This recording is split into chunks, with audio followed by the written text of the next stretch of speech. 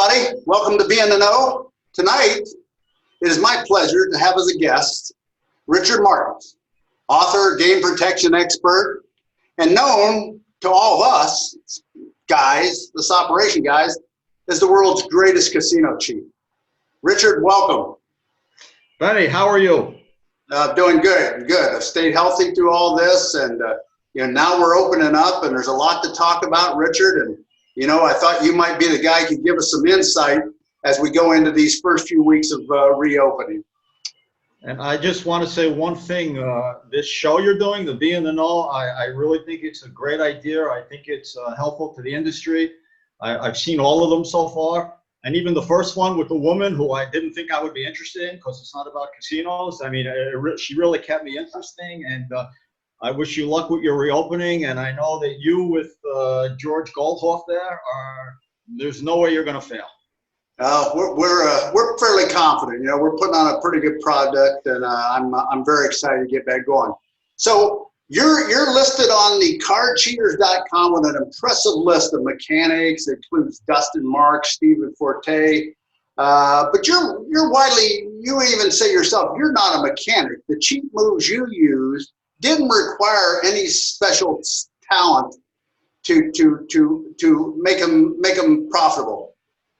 That's 100% right. If you have a living relative in his or her 90s, I could train them in 5 minutes how to do every move I ever did mechanically. There's no sleight of hand.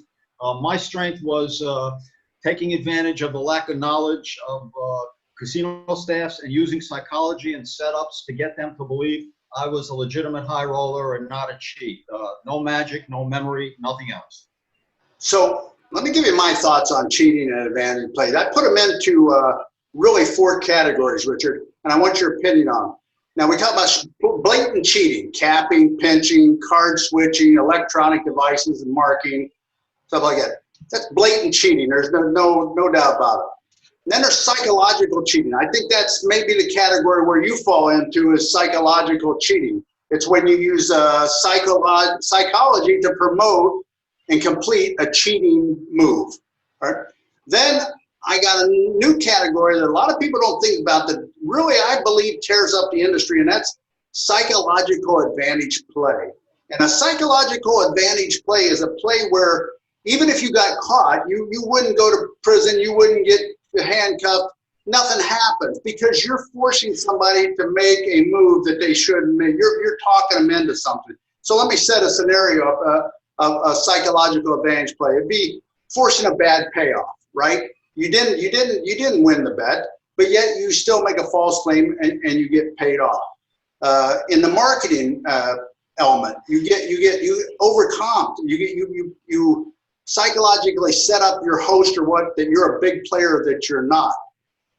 There's no way in that kind of play you can ever be convicted of anything because you didn't make the move. Somebody else made it for you. And then there's the last and final category, and that's a straight advantage play where you're a skilled player. You've taught yourself a skill, and you use it to gain a statistical advantage, like counting over the house. Is that a fair analysis? Yes. When you mentioned psychological advantage play, and you gave all those examples, the first thing that comes to mind is the Ivy edge sorting scam. He more or less used psychology to figure out how he could control all the staffs to get them to deal the game he wanted, and gave them some bullcrap story that he was superstitious and that's why he needed a dealer that speaks Mandarin or his partner, the Chinese woman, or he needed them to use the same shoe or the same cards and all that. So that's a good example of what you're saying, because Ivy, that's not, I consider it cheating, but legally it's not cheating because he didn't physically do anything. Right, and it teetered on the line with an edge sorting being sort of marking, right? But he didn't mark the cards, and I'm surprised that. Well, I mean, of course, Phil isn't sitting in a prison anywhere, but he isn't sitting with that extra 12 million or whatever he was supposed to collect. So it was kind of fell right in between there. It didn't get on either side. So you've written a number of books: American Roulette, Dirty Poker, The World's Greatest Gambling Scams. But American Roulette is your claim to fame, Richard. It's not only your claim to fame, it's your life. And all these books we're talking about here are available at richardmarcusbooks.com, which if you go below here and hit the more information, you're going to see a link to Richard's site and a few more other things I might post up there about Richard. So cheating at a professional level. Now I was just blown away by American Roulette. The first time I read it was during COVID-19 here, the downtime. In fact, I sent you a picture and said, look at me, I'm sitting here in my pajamas, look what I'm reading, you know. And cheating at a professional level, at least for your mentors, you know, for your mentors, come about somewhat by accident. I mean, the way I read the book, it was by basically a mistake on a crap table that one of your mentors or somebody had mentored them, like, whoa, look what just happened. And it was like the moment, it was like the pushing away the stone and all this stuff. It's the moment it happened. Can you tell me a little bit about that excerpt in the book? Yes, you're speaking about a guy by the name of Mumbles, because unfortunately I have throat cancer, and when he spoke, he was mumbling. He couldn't speak, and he's like the father, as far as I know, he's the father of pass posting. And back in the day, this must have been back in the early 50s. He was at a craps table. And a guy had bet on the pass line, he bet one green chip, $25, and one red chip on top of it, $30. And the winner came out, and the dealer was paying. And when the dealer paid Mumbles, the dealer paid $10. The dealer didn't see that there was a $25 chip underneath there, and he should have paid $30. And then Mumbles, not being able to talk, started to, and he got paid. And then he thought about it. He said, wow, you know, why can't I make the dealers make mistakes like that? You know, so it started very innocently with a dealer making a legitimate mistake, and he used that to more or less invent the claim, a very famous claim that I used for, you know, serious moves, just saying, hey, you paid me wrong. What is this crap?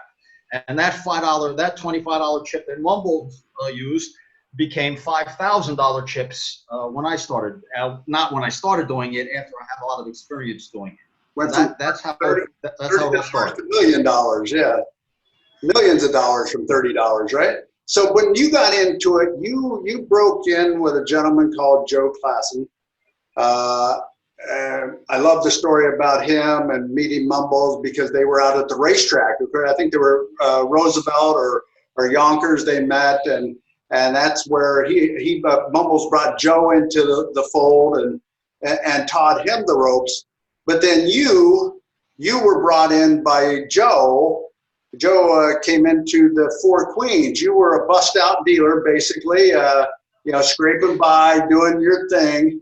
And for some reason, his radar tuned to you and said, hey, you know, I've been watching this guy, you know, he's got what it takes. And it's kind of like me, you know, when I see a floor supervisor, I know whether the guy's, you know, just standing in a section like I could use a blow-up doll, or the guy's really got talent that I want to put a lot of work in and grow the guy. But he knew in an instant. Richard, how do you think he knew? What tipped him off? Well, first of all, I got to tell you one thing real quick. Yeah, I was a bust out dealer, no doubt about it. But I was hanging out at the track too in my day, in my high school days. I was supposed to be in classes, and I got extremely lucky. I didn't know what I was doing. I was just betting numbers, and in 1 week I turned like $1,500 into $20,000 at Aqueduct and Roosevelt and Yonkers and all that. Threw the money in my GTO, drove out there to Vegas. There was no Atlantic City at the time. Wasn't old enough to illegally gamble, but I knew some names from New York that I could mention. Checked into the Riviera Hotel on the Strip. I put the money in the cage, not old enough to legally gamble. I was not 21. And they gave me a suite and everything. And I turned that $20,000 into $100,000. And I thought I was going to live the rest of my life in Las Vegas. See money. Right, yeah. And then on my 19th birthday, it all went in the toilet. I lost all the money, and I went and I sold the car, the GTO, to a used car dealer. I paid $7,000 for the car, brand new, back in the early 70s. And the only mileage it had on it was the 4,000 miles I drove out to, well, 3,500, whatever it was, to get to Vegas from New York. And I got $1,500 for the car, went back to the Riviera, put it on the player. Player got natural 8, bank got natural 9, and I was broke. And that's how I got to become a bust-out dealer. So I'm dealing cards one day. I'm dealing in the Four Queens, and at the time, I've been around gambling my whole life. I could see what was going on in the casino. The pit bosses were asleep. Nobody knew what was happening. And I saw all the other dealers stealing. And, all I wanted to do was get back to New York. I just wanted to make $400 or $500, get a plane and get home.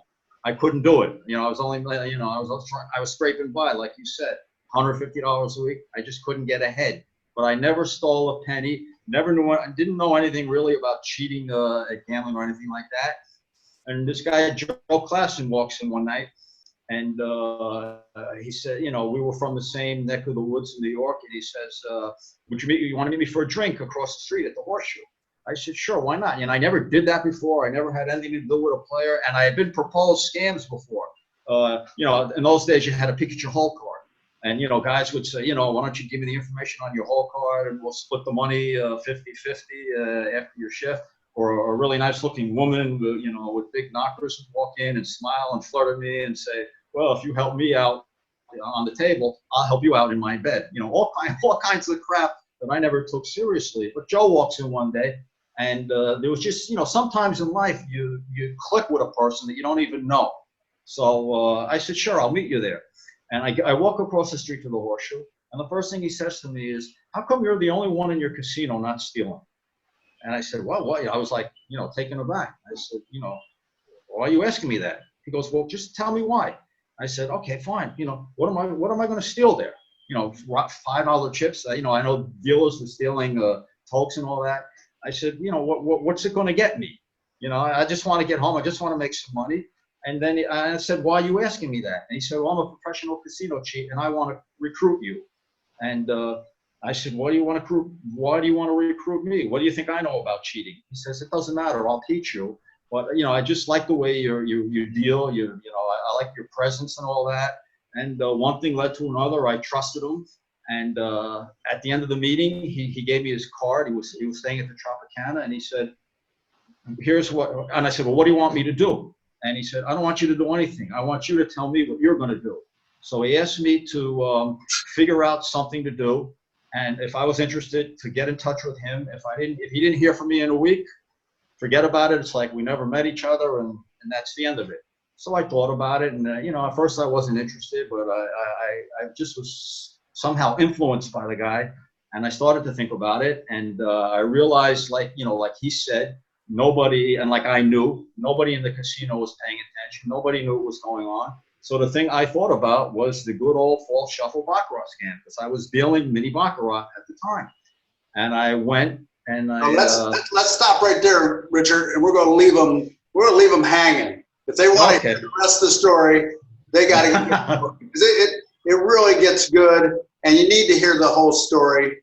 Anybody that's in this business needs to hear the whole story, because you're going to be blown away by the next 278 or 80 pages that what you didn't hear tonight. And so you're right. I talk too much. Once I get going, so want to roll ahead years later. Joe's since retired, and you've got a new partner, and you're playing around, and again, basically, I think by accident, you come up with the world's greatest move that cost the casinos millions of dollars and may have changed the way we do business here in the casino industry for the rest of time. So give me just a quick, the Cliff Notes version of the Savannah. Okay, I will do that. At the time, my partner's name was Pat. Like you said, Joel's retired, and we're sitting watching. It was a Chicago Cubs Cincinnati Reds game. And in the middle of the game, because at the time, I was doing these big blackjack pass posts with Pat. We would bet it got so big, we were going into Caesar's Palace and in some of the, and the MGM and the Desert Inn at the time, and some of these really, you know, high-end places.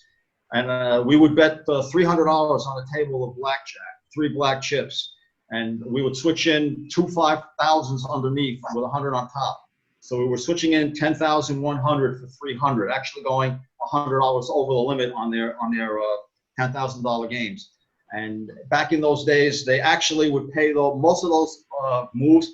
The dealers paid out of the rack, didn't even tell a supervisor, because that's how Caesar's Palace was back then. The dealers had more juice than the supervisors. So anyway, after 151 of them in a row that got paid, we had a miss. It was like the 3rd time with the same pit boss, and the pit boss finally said, hey, I don't want to pay that.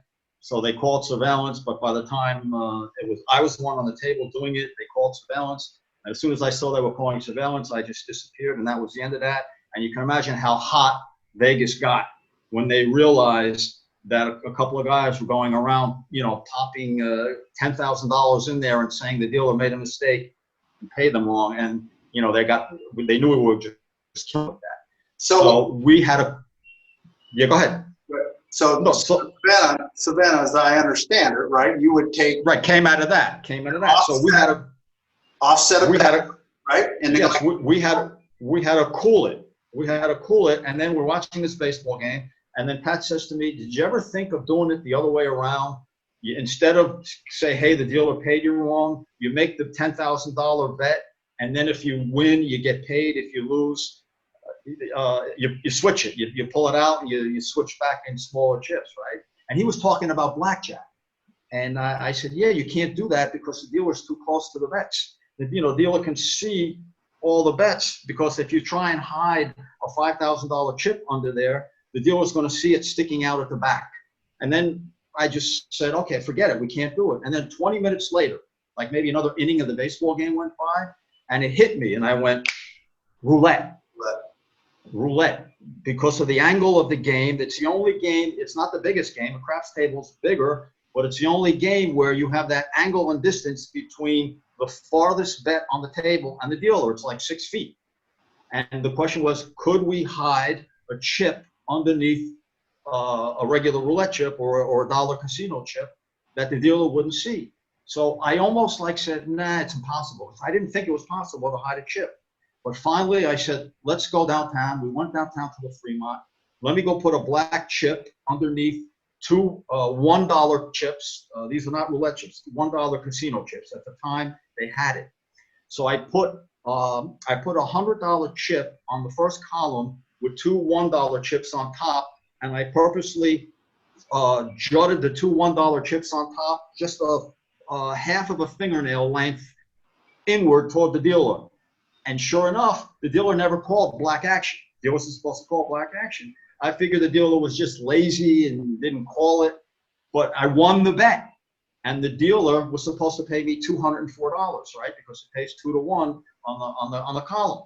The dealer just cut into it twice and paid $6, $6, and that was it. And I knew the dealer didn't see it. And Pat was standing at the head of the wheel, and we looked at each other, and I was like this.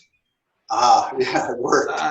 It was like, Benny, at that instant, I knew, because don't forget, I'd already had almost 20 years of experience cheating casinos when that happened. At that instant, I knew, and I'm not trying to brag or anything, but I swear to you, I knew, without even knowing yet what the move was, I knew that was going to make us a lot of money, and I knew it was going to be the best chip manipulation move in the history of casinos, and I knew it would never be beat. All in that 1 second, and that remains, that will never be beat as far as I know, as far as the chip manipulation. It was the Holy Grail, right? It was the Holy Grail of cheat moves, and yeah. Actually, the Savannah led to, a lot of people don't even have no idea why they have these 43 millimeter chips in their rack, these bigger chips. And one of the reasons was Richard Marcus driving people nuts. And actually, you probably were had a lot to do with PTZ coming along. All these technical advances all came about because they couldn't figure out what you was doing with anything. I've heard that said, yeah. For the most part. So let me ask you a question. You talk about in your books offsetting bets to get the chips, because you didn't want to go to the cage with cash and buy the chips to make these moves, because it would have sent off a red flag. During this time, and I want to ask you another question real quick before I get to that.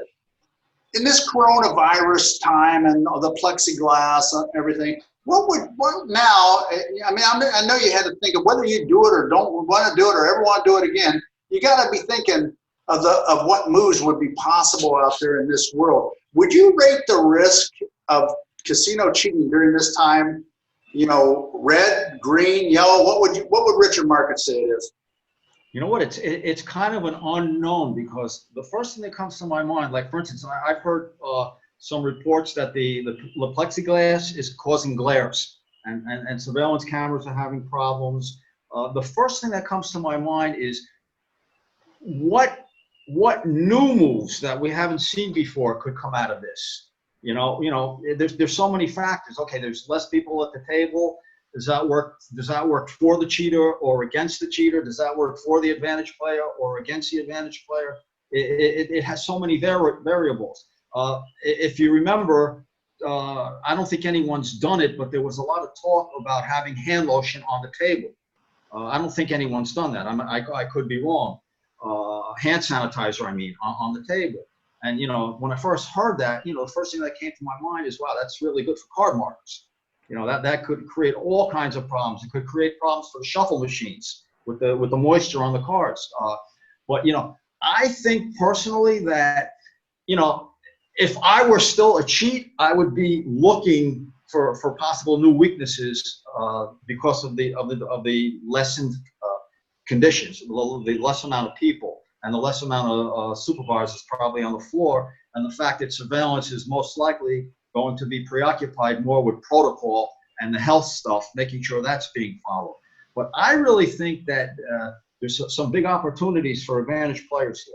Well, we've heard there's been a lot of activity. I mean, especially with the mask, you got a lot of people who are taking a second run at a place that they've already gotten thrown out of because they think the mask will totally protect them. But there's a lot of good facial recognition software out there that's catching them just from the eyes up. And they're getting taken out. One thing, we were both on a webinar Monday for Sci Games, and I was talking about, I started briefly talking about offsetting bets. In your world was just to get chips to play. What I'm particularly worried about is that, you know, money laundering is a big thing, and there's a lot of money comes through the casinos, and we're constantly writing these SARC reports on these people who have transactions for no reason. I would think this would be a prime time where all this 3 months have went by where people had nowhere to launder this money, that they would be coming up and taking a shot to run some money through your, I hear a lot of stories about the ATMs running out of money. I would think they're pushing some money through there, trying to convert it a little bit. And then my biggest fear is not that they're laundering money. I'm going to catch that. I'm going to write my SARC report. Just that they're going to take up spots on a baccarat table where I only have four seats anyway, so that's a concern of mine, Richard. So let me ask you a question, and this is a question probably, I don't know how many people to ask you, but I'm gonna ask you. So now you're this game protection guru trainer. I went to your seminar. I thought it was excellent. I really did. You may have thought I was, Benny, and I had an attitude to get you, but I wasn't. I really liked it, and I told you what I thought was no good, and what you needed to improve, and we had that started a relationship here that we've been very honest with each other about things ever since. And I know you got problems with some people that I associate with, and I don't care. Their problem with you is their problem, and our relationship is our relationship, and we're going to go there. But just let me speak as an operator now. Now, knowing your past, tell me how can an operator like me feel confident hiring you or knowing you that you're not just using this game protection thing as a front to gain valuable information. You're not running all these teams, and you wouldn't be the first game protection guy who strayed back to the dark side. So how do I know, Richard? Like I'm coming to the Hard Rock Cincinnati, and I'm going to do a seminar, and then I'm going to spot the weaknesses, and then I'm going to bring in a whole bunch of people, and then get caught by you and George Goldhoff, right? No. Yeah. The I don't think Hard Rock the answer to your question is twofold. One, just check my record the last 15 years and see, what a lot of people don't like me, which you say that's true. And I might be deserving of some of that, but what's important to me is what the people, my clients think, the people I've trained, what do they think, and you can see on my, on my recommendations on LinkedIn and all that, or on my website, what those people think about me. Now, the second thing is, more specifically to your question about how do you know that this is not the biggest sham of all time for me to go ripping off casinos. How do you know? The answer to that question is you don't know. Okay, but I'm going to tell you a quick funny story. Just a minute. Back in December, I did an open seminar in the Philippines, and there's five or so major casinos in Manila. I don't know if you're probably familiar with them, and it was the biggest seminar I ever did. It was about 100 people there, and they all came from 3 casinos. I got like a group of 30 from each of 3 casinos, and the other 2 casinos didn't send one person. And I couldn't figure that out. And then it turned out that somebody from PACOR, because PACOR sent a group of, they sent like 45 people. And I got the person who was hosting me from PACOR told me that the reason why the other 2 casinos, especially one of the casinos, why they didn't send anybody, because this person from PACOR has a brother that's working in the other casino. I don't want to mention that name, but in the other casino that didn't send anybody.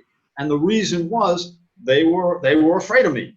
They didn't feel comfortable. But here the seminar was in the Hilton. It was not in a casino. So why are they afraid? The seminar's not even in their casino. But look, Benny, I had my day.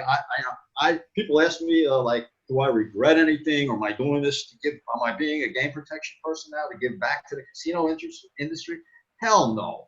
I loved it. It was so much fun. It was great, but it's over, and that's it. And I happen to enjoy training and teaching, and I think I'm pretty good at it. So that's the only answers I can give you.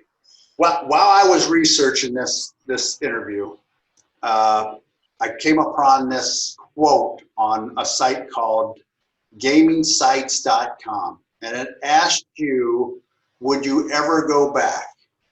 And your answer to them was, if they ever made casinos in Miami Beach. I might take my chips off the shelf. So why Miami Beach, Richard?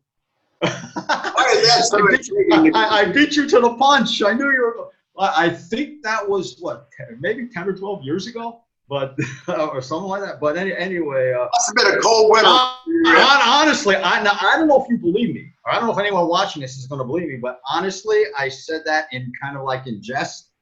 But if Miami Beach ever got casinos, okay, I think it would be the gamble. I think it possibly, well, maybe not Macau, because Macau's got all that incredible baccarat action. But Miami Beach would have more action than any other place in the world, as far as I'm concerned, because it's the perfect place for it. That's why I said that. It's a great opportunity, but hopefully, that won't happen, because we got a big, beautiful hotel with a guitar in Hollywood. I don't want to see no competition unless we're a big part of Miami. And Benny, I'll probably be dead before Miami Beach gets casinos. Yeah, me too. So, okay, Richard, I got to wrap this up, but I just want to tell everybody, Richard's got a new book out there. It's called Training Protection from Both Sides of the Table. Only available, from what I know. You wrote it, published it, edited it. It's on your website as an ebook, and that's the only place you can get it. So I'm going to put like I said, I'm going to put a link to Richard's site below. And Richard, it's been a real pleasure. I've always wanted to do this and really have this conversation. It's been great. And you got any parting words for the viewers out there? Just for you. Your show's great. Keep it up. Keep up the good work. All right, Richard, thanks so Oh, by much. the way, for me, you're the MVP of table games. We'll try. We try. All right, Richard, everybody, Richard Marcus, have a good night.